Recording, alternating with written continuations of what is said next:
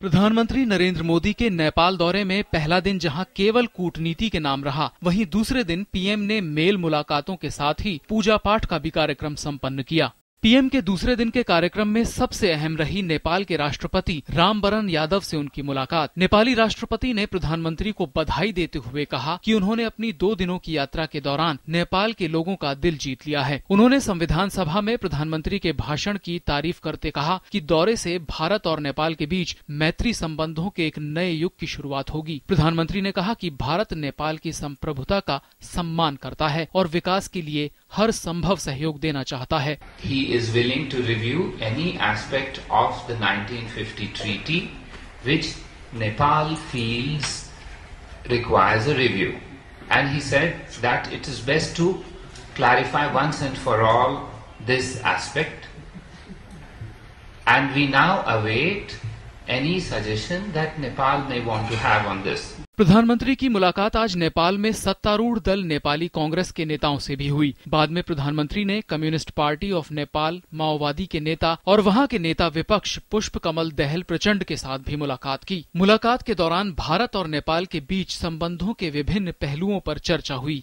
बाद में प्रधानमंत्री नरेंद्र मोदी की मुलाकात नेपाल के मधेशी क्षेत्र के नेताओं के साथ भी हुई। मुलाकात व्यापारिक जगत के नेताओं के साथ भी हुई, जिसमें द्विपक्षीय सहयोग के मुद्दों पर बातचीत हुई। विदेश मंत्रालय ने 2 दिन के पीएम के इस दौरे को पूरी तरह सफल बताते हुए बातचीत के नतीजों का जिक्र 4C यानी कोऑपरेशन, कनेक्टिविटी, कल्चर और कॉन्स्टिट्यूशन के रूप में किया।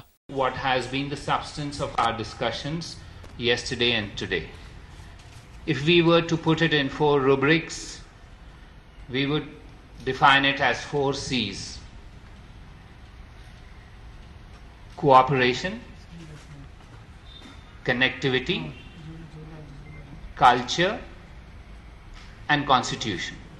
इससे पहले प्रधानमंत्री ने काठमांडू के ऐतिहासिक पशुपतिनाथ मंदिर में विशेष पूजा अर्चना कर रुद्राभिषेक किया। पूजा के बाद प्रधानमंत्री ने मंदिर प्रबंधन को 2500 किलोग्राम चंदन की लकड़ी भेंट की। पूजा के बाद प्रधानमंत्री नरेंद्र मोदी ने ट्वीट करके कहा, पशुपतिनाथ मंदिर में आज सुबह पूजा करने के बाद खुद को धन्य महसूस कर रहा हूँ।